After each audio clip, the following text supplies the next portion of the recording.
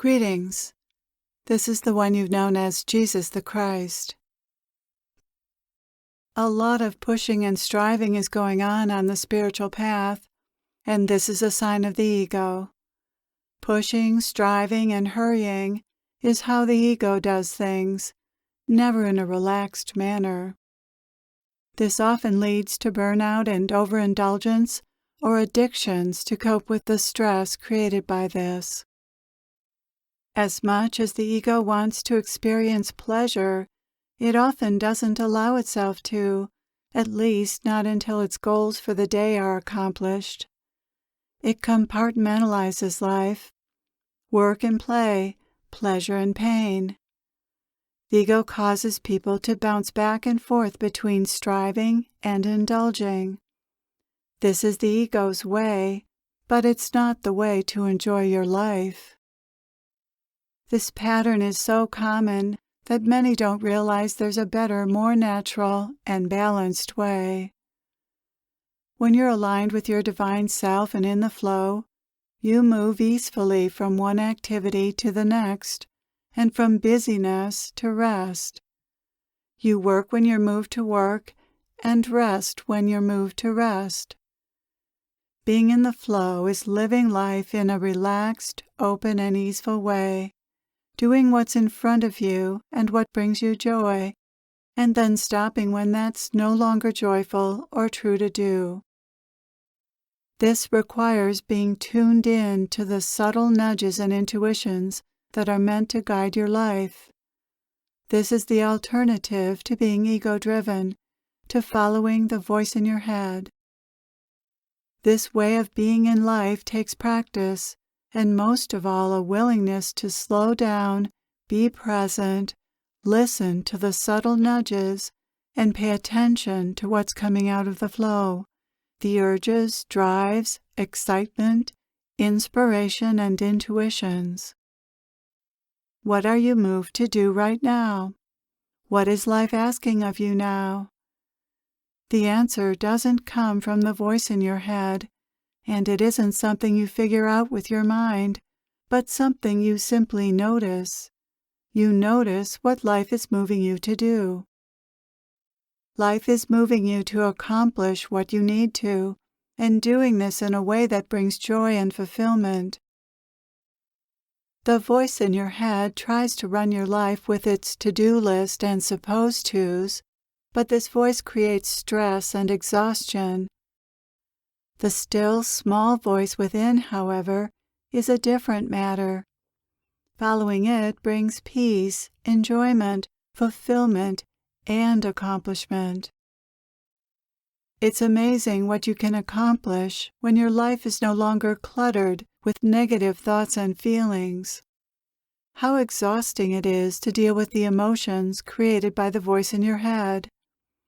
People rarely appreciate how much their emotions drain them, and how much time they spend processing their feelings with others to try to feel better.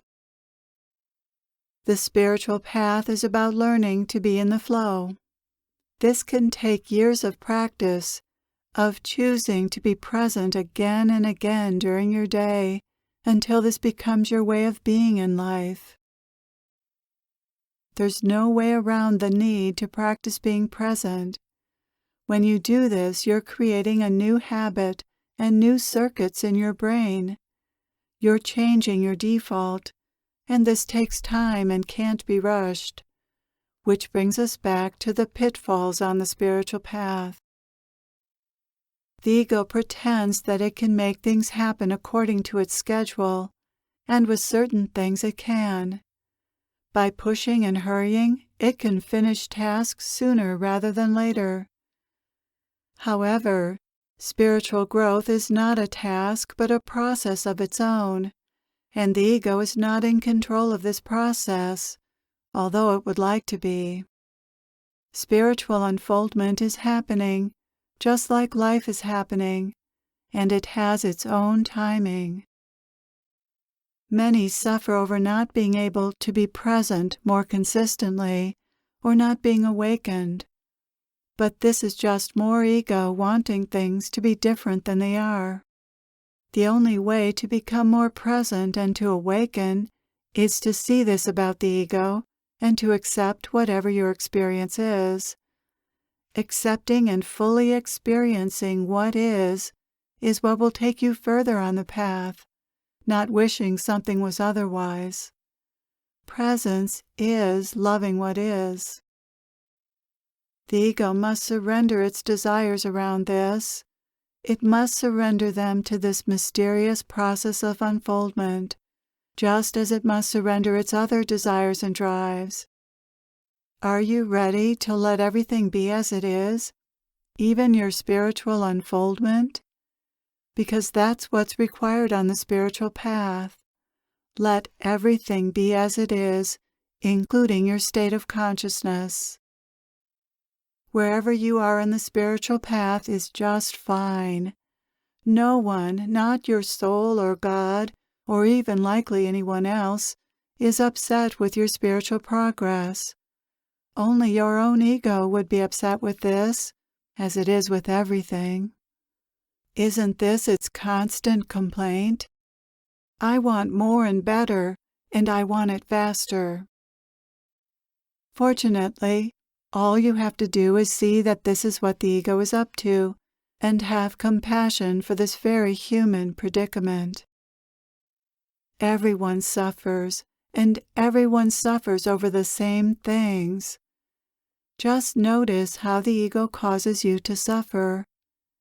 Any striving or pushing for perfection on the spiritual path is just more ego, not your divine self, which is unfolding your plan perfectly. The spiritual path is not a competition, but the ego will turn it into one if you let it. This is the work. Keep seeing the ego at every turn. See it in any pushing, striving, self-judgment, and comparing yourself with others. The ego will make you miserable and discontent even as you're discovering the wonderful truth about life, that you are loved and cherished just as you are, and that you're having exactly the right experience, whatever that may be. Be kind to yourself, relax, and enjoy the ride. Thank you for your openness. Thank you for being here. I am with you always.